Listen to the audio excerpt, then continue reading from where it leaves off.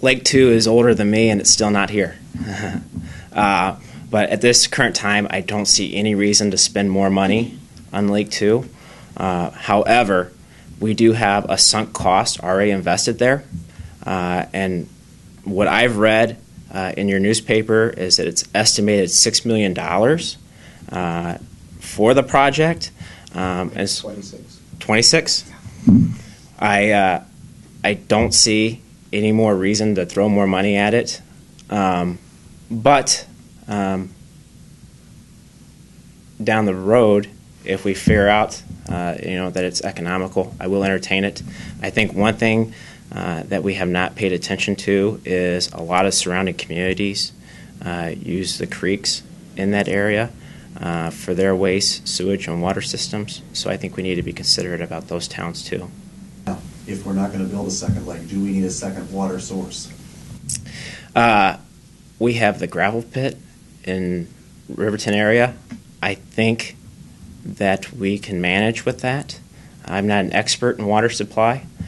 I do remember when we had the drought during Karen and Sarah's administration, and I think the city was proactive then, taking steps in reserving water, conserving water.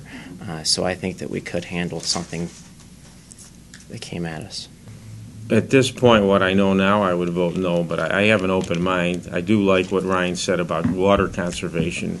A lot of people don't think about it, but in terms of electricity or water, a gallon or a kilowatt conserved is the same as one that's produced, and it is a lot cheaper to conserve than to produce. But everything I've seen about Lake 2 shows that if we built Lake 2, it would create a lot more water supply than what the city needs, maybe twice, 3 times as much. And the cost is going to be enormous. And I think it might double water rates.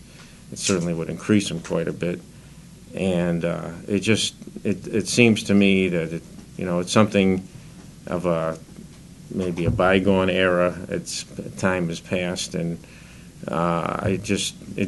the amount of cost, the benefit that would be received for the cost, I just don't think, at this point, it doesn't look to me like it's worth it. And I think the best thing that could be done with that land would be there is no state park close to Springfield, and I'd like to see the city work with the state.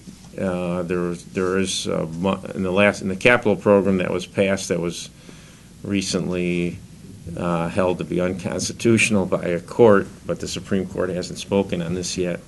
I think there was money for this kind of a project to create a state park or some open lands, and I think we ought to try to, if we don't build a lake, try to make that land into a state park. Now, if we don't build a lake, do we then go for some other second water source, or do we focus solely on conservation at that point? Well, I think we may in the future need an additional water source. We have to see what the trends are. I mean, if you look back at projections from like 10, 15 years ago, when or even longer, the projections for how much water we'd be using now, I think, are way more than what we're actually using. So we have to see what our needs are. But I think the idea of I did vote for the purchase of that gravel pit, and that was perceived as, I think that was at the time perceived as a first step, that there would be more gravel pits in that area that we could buy to add to that capacity, and if we need it, I think that's the route we should go.